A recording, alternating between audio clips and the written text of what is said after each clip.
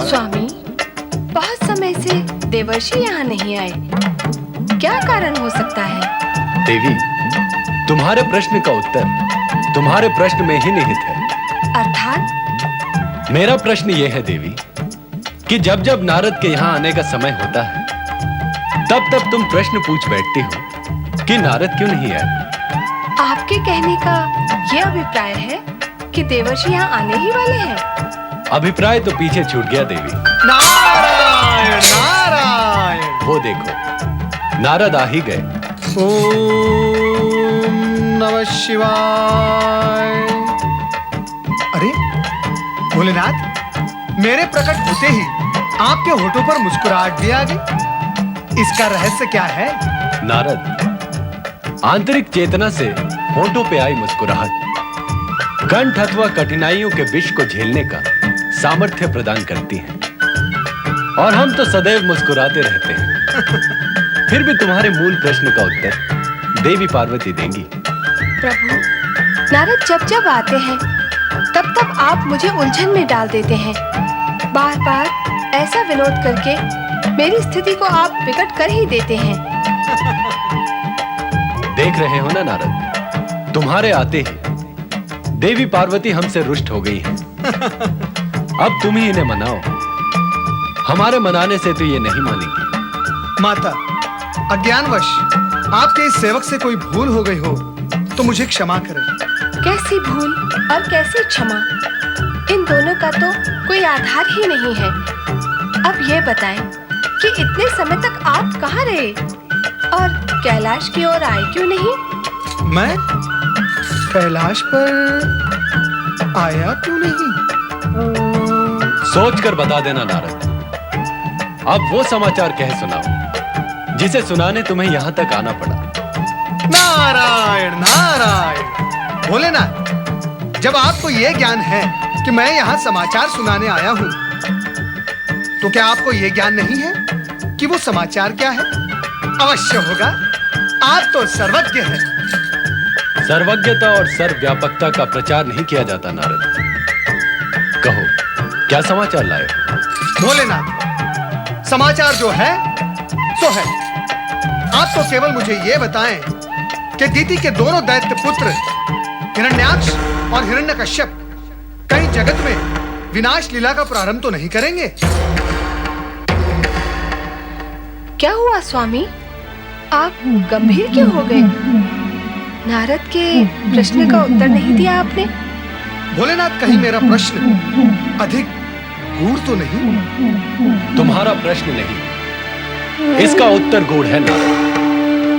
विधि के अनुसार हिरण्याक्ष और हिरण्यकश्यप, ये दोनों भाई भगवान विष्णु के 2 अवतारों के प्रकट होने का कारण बनेंगे। ये तो बहुत ही शुभ है भोलेनाथ।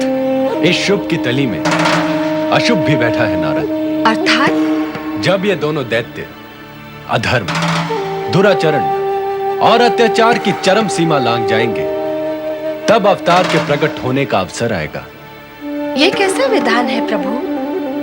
अधर्मी अधर्म करते करते निर्दोष प्राणियों और धर्मात्माओं को कष्ट देकर जब अधर्म की चरम सीमा तक पहुंचेगा, तब अवतार प्रकट होंगे। क्या इससे पूर्व प्रकट होने का विधान नहीं है? सत्पुरुषों को यह अधर्मी कष्ट दें, इससे पूर्व इसके विनाश का उपाय करो स्वामी। देवी पार्वती, संपूर्ण प्रकृति, ब्रह्मा, विष्णु, हम और ये विधि विधान सभी निश्चित नियमों से बंधे हुए हैं। समय से पूर्व कुछ भी संभव नहीं। तात्पर्य ये कि निरीह और निर्दोष प्राणियों को इन अधर्मियों की पैशाचिकता और अहंकार की तुष्टि के लिए अकारण अपने प्राण गंवाने होंगे। अकारण कुछ भी नहीं होता। जो घटता है सकारण घटता है। पक्षपातपूर्ण दृष्टि कारण खोजने में असफल रहती है। इसलिए ऐसा आभास होता है कि जो हुआ है अकारण हो रहा है। प्राणी अपने कुकर्मों व दुष्चरणों की गणना कभी करता ही नहीं। इसलिए ऐसा प्रतीत होता है कि उसे अकारण ही कष्ट हुआ है। और अधर्मी जब तब से प्राप्त की अपनी शक्ति को दुरुपयोग करके जब तक समाप्त नहीं कर लेता, तब तक मृत्यु से बचा रहता है। इसका अर्थ यह हुआ भगवान कि जब तक असुरों के साथ पुण्य, वरदान और जब तक की शक्ति का साथ है, तब तक उनका कोई कुछ अहित नहीं कर सकता। सत्य यही है। ये असुर पुरुषार्थ और जब तब से शक्ति संचित करते हैं, किंतु अधर्म और विरुद्ध आचरण के छिद्र से धीरे धीरे इनकी शक्ति समाप्त होने लगती है। अतः चिंता का कोई कारण नहीं, समय पर सभी कष्टों और समस्याओं का समाधान हो जाएगा। ओम नमः शिवाय। दैत्यराज हिरण्याक्ष की जय! महाबली हिरण्यकश्यप की जय! देवराज, क्या हुआ वरुणदेव? देवराज, दैत्यराज हिरण्याक्ष और हिरण्यकश्यप अपनी सेना के साथ आकाश मार्ग से स्वर्ग पर आक्रमण करने के लिए बढ़ रहे हैं। चिंतित मत होइए वरुणदेव, और चिंतित होने की आवश्यकता भी नहीं है, क्योंकि हम उनका सामना पराक्रम और बल से करेंगे। जाइए, सेना तैयार करवाइए। दैत्यराज हिरण्याक्ष की जय! महाबली हिरण्यकश्यप की जय!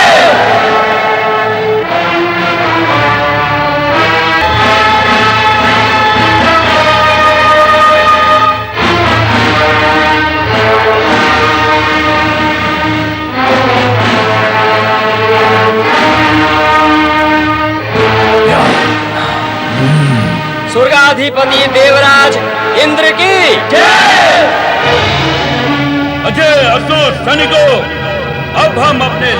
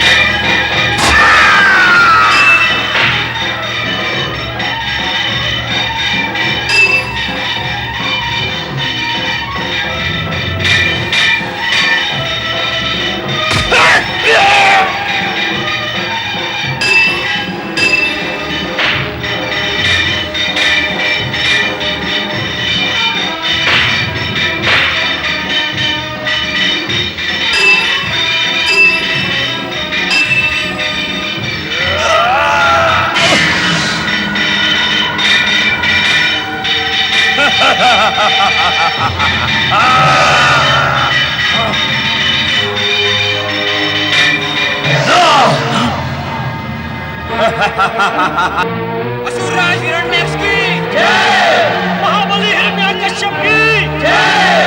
असुरराज हिरण्याक्ष की जय! महाबली हिरण्यकश्यप की जय!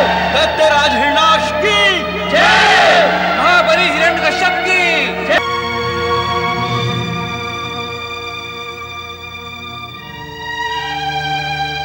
देवराज और देवगण, अरे अरे अरे अरे अरे! देवराज, यूं भयभीत होकर कहां भाग रहे हो? और भाग भी ऐसे रहे हो जैसे कोई बाघ को देखकर भागता है। क्या बताएं देवर्षि, हमारे तो कष्टों का अंत ही नहीं होता है। एक असुर मरता है तो दूसरा जन्म ले लेता है। उसके पश्चात उसकी दृष्टि स्वर्ग पर आ टिकती है। अर्थात फिर किसी असुर ने स्वर्ग पर अधिकार प्राप्त कर लिया है ना? नारायण नारायण। असुरों ने नहीं देवऋषि, असुर भ्राताओं ने। हिरण्याक्ष और हिरण्यकश्यप दोनों ने स्वर्गलोक पर अधिकार कर लिया। उन्होंने अधिकार किया नहीं है, आपने दे दिया है। हम ऐसा क्यों करेंगे देवर्षि? किया तो है, और ये सब करके आप भय से भागे चले आ रहे हैं। देवराज, एक छोटा सा बालक भी अपने सम्मान और अधिकार के लिए अपने शत्रु का सामना करता है, उससे जूझता है। अपनी पराजय हो अथवा विजय, इसकी चिंता किए बिना वो अपने मान, सम्मान और स्वाभिमान की रक्षा करता है। वो डटा रहता है, हटता नहीं। और आप डटे नहीं, हटे हैं। और केवल हटे ही नहीं, पीठ दिखाकर भागे चले आए हैं। नारायण नारायण। देवराज, भागकर तो आप आए हैं, किंतु लज्जा मुझे आ रही है। हम पर अचानक ही आक्रमण हुआ है देवर्षि। अचानक। ऐसी स्थिति में हम कर ही क्या सकते थे? आप जो कर सकते थे आपने किया। वैसे ऐसी स्थिति में करने वाले क्या कुछ नहीं करते देवराज। प्राण ले लेते हैं अथवा प्राण दे देते हैं। कुछ ऐसे भी होते हैं जो अपने प्राण बचाकर भाग जाते हैं। हमारी विवशता को समझे देवर्षि। अरे आपने अपने कर्तव्य को नहीं समझा और मैं आपकी विवशता समझूं? नारायण नारायण, ऐसा नहीं होता देवराज। इससे पूर्व कि हम संभल पाते, अचानक उन्होंने हमारी सेना पर आक्रमण कर दिया। तो क्या इसमें सारा दोष उन असुरों का है और आप सर्वथा निर्दोष हैं? हमारा दोष? असावधानी दोषी तो है। सावधान ना रहना यह बहुत बड़ा दोष है। असुर स्वर्ग पर बार बार आक्रमण करते रहे और आप इधर उधर भागते रहे। जैसे तैसे देव कृपा के कारण असुर पराजित तो हुए, किंतु आप सचेत सावधान नहीं हुए। आप सदा राग और रंग में खोए रहे। आपकी यह असावधानी और विलासिता का लाभ कभी तो शत्रु उठाएगा ना देवराज, और उसने आक्रमण करके यह लाभ उठा ही लिया। वर्तमान स्थिति गंभीर है देवऋषि। हमारा मार्गदर्शन करे देवर्षि। कृपा कर हमें कुछ उपाय बताएं। हमें सदा आपका सहयोग प्राप्त हुआ है देवर्षि। सहयोग सदा प्राप्त होता है तो क्या इसके लिए सदा भूल करते रहना आवश्यक है? भविष्य में हम सचेत रहेंगे देवर्षि, किंतु कृपा करके इस समय हमें इस संकट से उबारें। नारायण नारायण। कष्ट से उबारने का कार्य तो वही करेंगे जो सदा करते आए हैं। आपको भगवान श्री हरि विष्णु की शरण में जाना चाहिए।